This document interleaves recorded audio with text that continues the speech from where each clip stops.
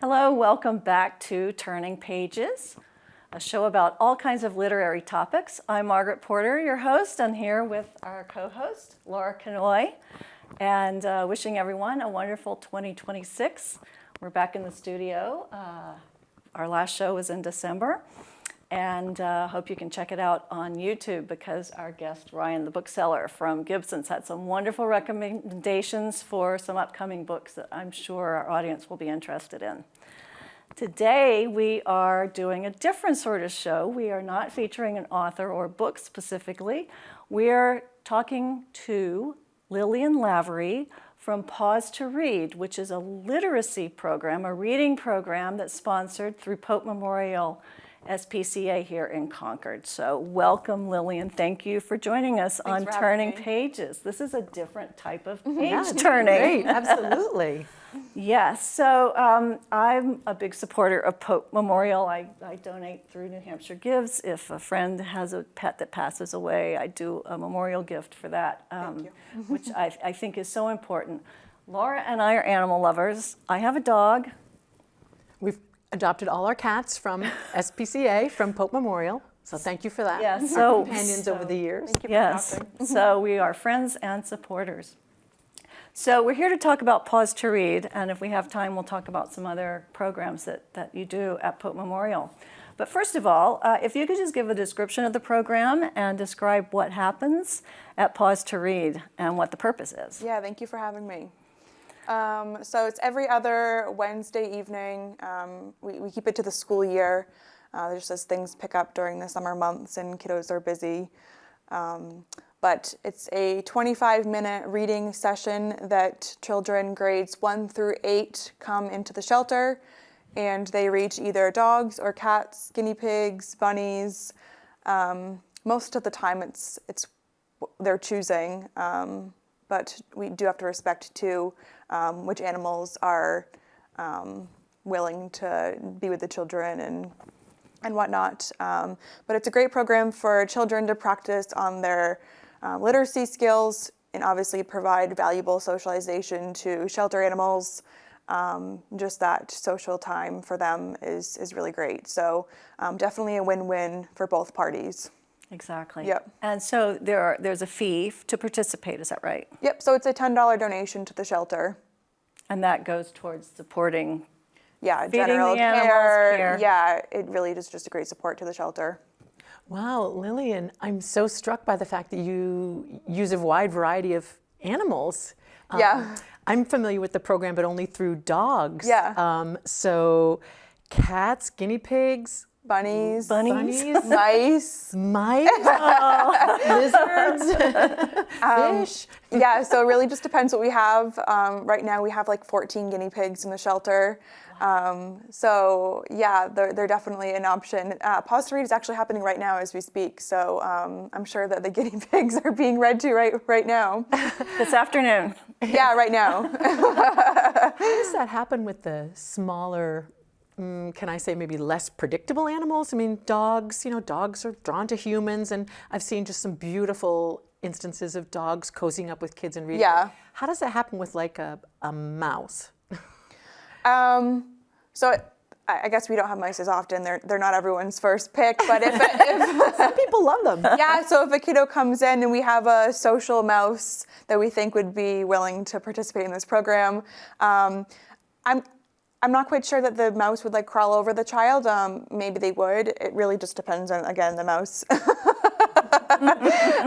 9 times out of 10, it's a bunny or a dog or a cat. Like the guinea pigs kind of are skittish by nature, so their favorite thing isn't to be held, so we have to respect that. So from afar, they would enjoy being read to. But yeah, so it really looks different for every animal and their desired interaction. Yeah. Are the children allowed to give them a treat or feed them or do anything to, sort of establish a relationship before the reading part begins? So we definitely go over like the animal's personality and like it's obviously unique animal to animal, how much interaction and what they prefer, what style of involvement they would like to have with the child.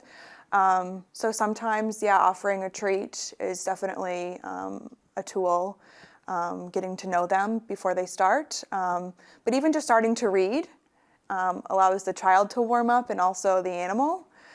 So sometimes the session starts with not much interaction, and as the child begins to read, the cat might come out of the condo and maybe perch on the child's lap, or like brush up to them a little bit. And same with the dogs.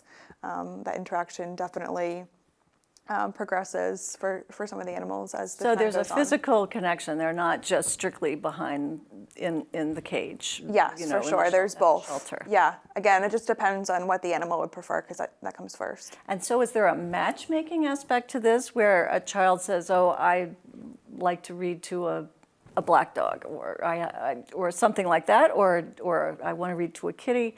How are those decisions made? Is that done in consultation with the parent? Is it the child's choice? Is it the staff who decides which dog is being read to today, or Yeah, whatever? so prior to the evening session, us as shelter staff have to identify which dogs, cats, guinea pigs, bunnies would be an appropriate fit for that evening. So it definitely changes week to week, just depending on who we have in the shelter.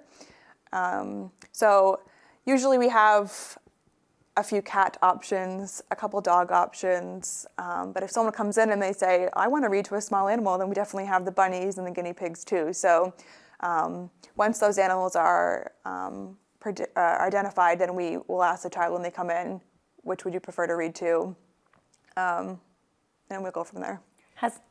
Yeah, go ahead, Margaret. Yeah.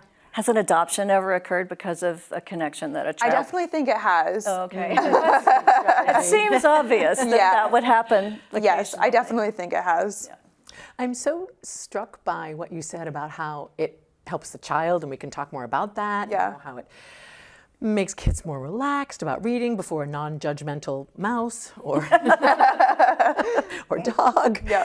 or cat. But I had not thought, Lillian, and I'm so glad that you raised this, I had not thought that it's also social conditioning for the animal. I think that's Oh yeah, so interesting. definitely. Yeah. They're given the opportunity to interact with children, which they don't get that otherwise at the shelter. And maybe not at all in their life before coming to us. So I think that's a really great opportunity for the shelter animals to interact with the little ones.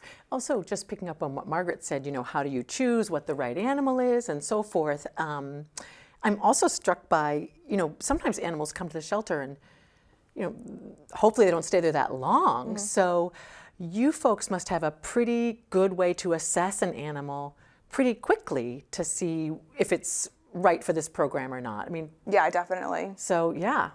Yeah, so some animals we do get a background on if they are brought into us from a family or whatnot.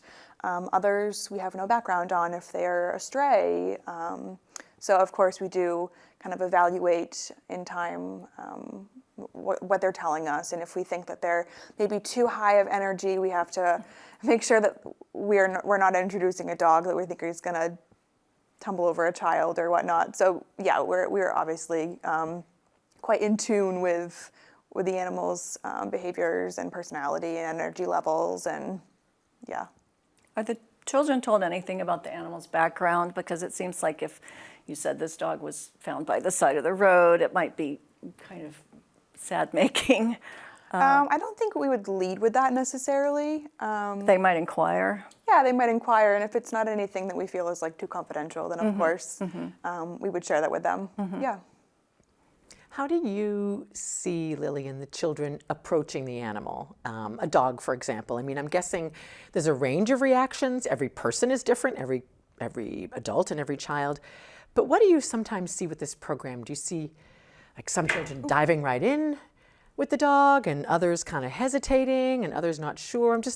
I'd just love it for you to paint a picture of what sorts of interactions you've seen. Yeah, so there's certainly been instances where a child's come in and they may have never met a dog, or they had a bad experience with a dog in their life, and so this is maybe an opportunity for them to try again and learn that it's not so scary. I've seen that plenty of times, which is really, really nice to see.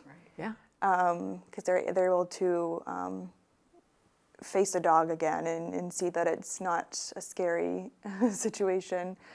And And there's been kiddos who have been very excited. We have to start every session with explaining to the parents and the children that we have to give the animals their space and allow them to come to you and interact with you at their pace. And of course, if they come to you, that's them telling you that they're looking for pets and attention. But of course, not to be too forward with them. You have to give the animals their space. Well, what I'm really getting from you about this is it's about reading, but it's about so much more. It's about socializing the animal. It's about socializing the child and getting the child used to the idea that this is an animal who has reactions, emotions, if I could put it that way, and you need to respect that. Yeah, so Paws definitely teaches children all of these things that maybe they wouldn't otherwise learn. That animals have needs and to not push them, and so yeah, they definitely learn that as they come in. Wow. So to ask about the reading material specifically and the books, I know from the website that you provide books so the children can bring the books. Or what sort of material is provided, or do you ask them to bring? I mean, animal stories would be kind of an obvious thing, I guess, but maybe it's just anything that would appeal to the child. Do they pick out a book once they're there? How does that work? So we do give the option. We send out like a message beforehand letting them know that they can bring their own book if they're in the middle of one, or if they have a favorite that they want to practice on. So a lot of kids do bring in their own books, but we also do have a selection there for children. And we set them up so when they come in at night, it's the first thing that they see is a selection of books that they can pick from. And most of them are animal related or animal welfare, sheltering. So yeah, definitely fitting to our world. And they learn a lot through these books as well too, which is also the second part of that, which is nice. Do they learn about the shelter and how the shelter works? Are they educated about the what goes on there and how you care for the animals also? Well, the cool part is that we have volunteers in there with them to basically have eyes on shelter animals and move them around and choose who's next and whatnot. And many of these volunteers are involved in other areas of the shelter too. So naturally there's some conversation that takes place during this reading session about what the volunteer does there, what kind of opportunities there are. And the volunteer age minimum is 12. So many of these kids aren't yet there, but it gives them, I guess, a glimpse into what there is to look forward to for when they're old enough. That's great. Come in and do something beyond Paws to Read. You know, I read, getting ready for today, I read over and over how the presence of an animal can reduce the stress hormone cortisol, and that reading can be stressful for some kids. So it seems like a natural fit. What kind of transformation do you see, Lillian, from when a child first starts to read to the dog or the cat or the guinea pig to when they finish the book?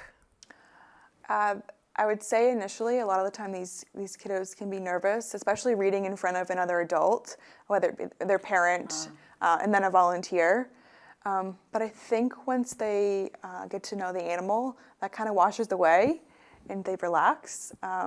So being in an animal's presence is really special in that it does that. I think it's a great opportunity for kiddos to come in and again, practice their reading skills to a non-judgmental audience. Because that's what it's all about, right? Yeah. Some kids are afraid to read aloud, but, you know, the dog isn't going to judge you. Exactly. The dog's just happy you're there. Exactly, yeah. What is your, just to get away from the Paws to Read specifically, what's your background in relationship to animals, or how you ended up working at Pope Memorial? I grew up with chickens. Oh. Did you read to them?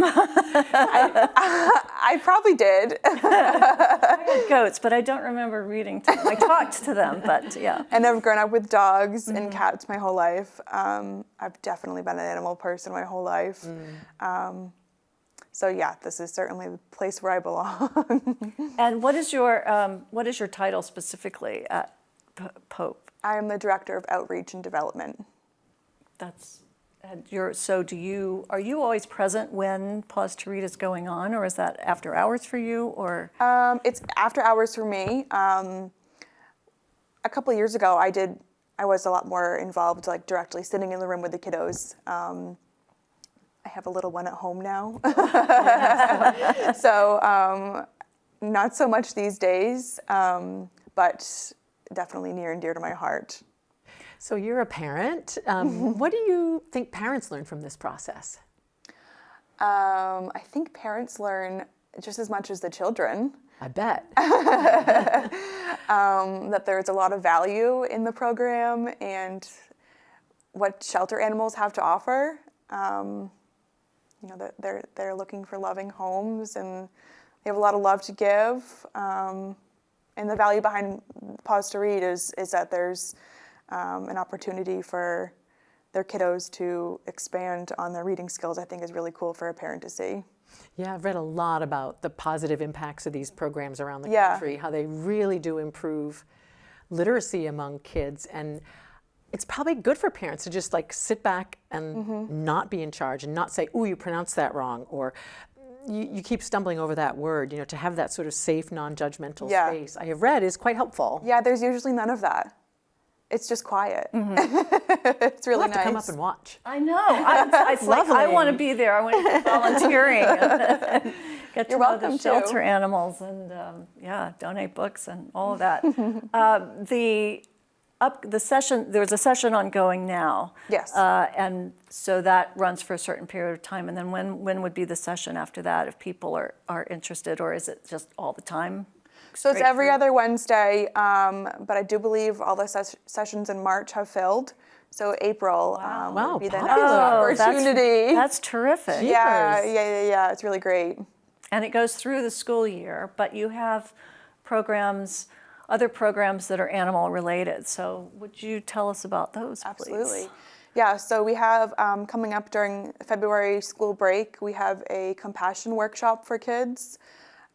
So it's a Monday, Tuesday, Wednesday from 9 to 2:30, which is a great opportunity for kiddos to kind of get a glimpse into what our compassion camp for kids looks like, which is our more, it's a 5-week program during July and August, Monday through Thursday. So it's kind of a glimpse into that camp. It gets children to the shelter and shows them kind of the operations day to day. They get to interact with the shelter pets, do some cleaning. Hands-on. Right. Cheap labor. Love that. That's wonderful. But they also spend quite a bit of time in our Humane Education Center doing crafts. They make kennel cards for the cats and the dogs.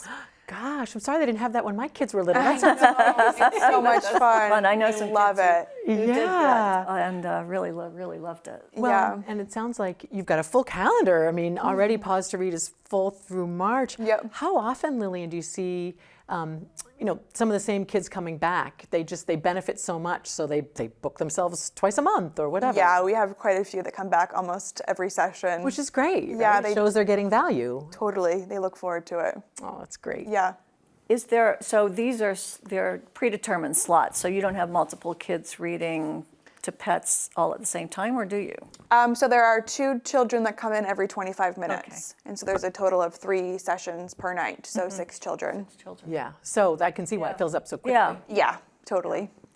And I know that there's on the website, I think there's always a wish list for what people can help and Yep. donate. And are there any top of mind items at the moment where there might be some high needs in terms of donations of anything? Yeah, the things that we go through really quickly in the shelter, paper towels, kind of like general cleaning supplies, Noted.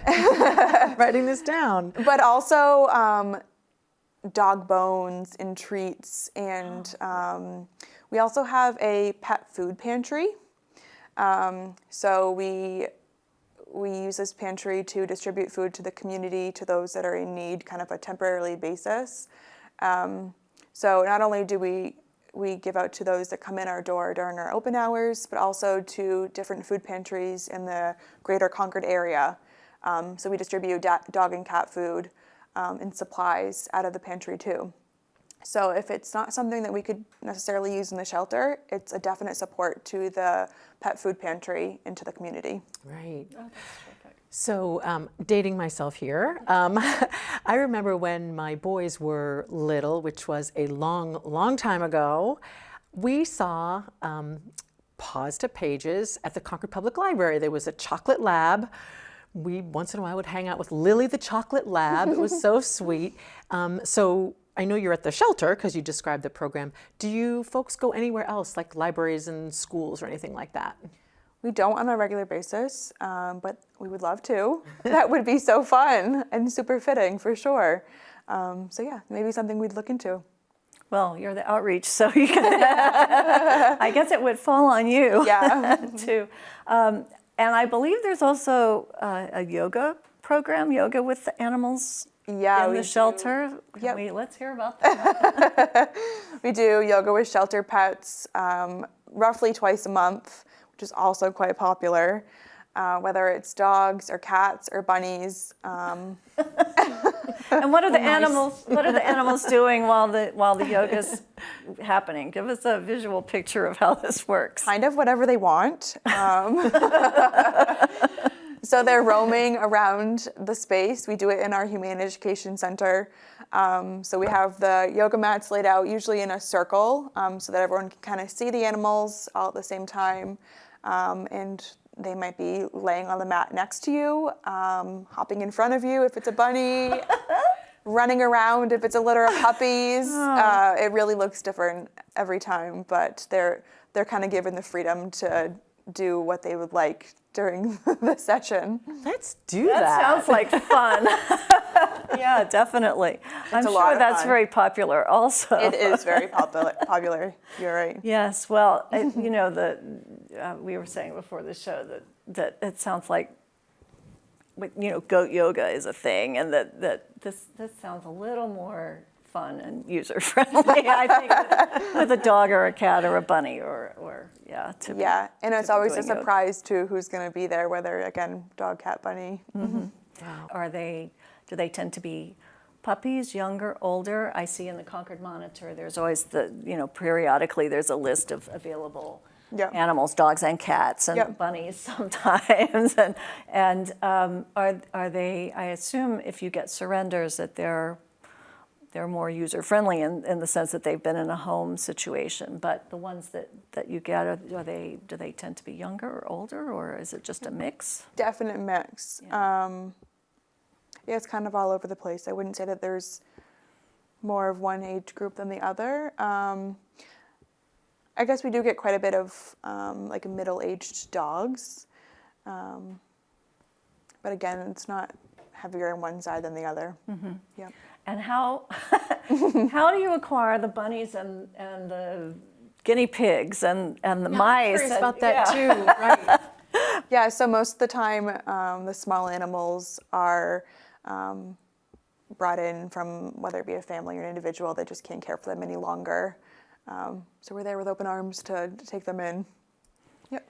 I'm so taken by the fact that this Paws to Pages program is so full. I love that. And that you guys are really providing these opportunities for the public to interact with these animals, even if you're not in a place where you can go up and adopt. Maybe a family member is highly allergic and you can't adopt, or maybe you're not in a place in your life where you can adopt, but you can still go up, you can still commune with the animals, become friends with the animals. Mm-hmm.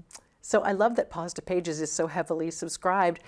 And Margaret and I are going to go to this yoga thing. Well, I'm just having a brainwave here. You know, as writers, as authors, we write our books, and they say you should always read your manuscript out loud to catch all to catch the mistakes or the typos or what doesn't sound quite right. And I'm sitting here thinking I could go to the dog shelter and read to the dog this Yes. manuscript. That would be a lot more fun than sitting here like reading it to myself. That's a Or great just idea. Reading it in my head. So. You're welcome to. So maybe we should think about that. Lots of crossovers. Yeah, crossovers. between yes, writing and yes. literature and animals. Yes, and or writing a book about a situation within a program like this, I think would be really cool.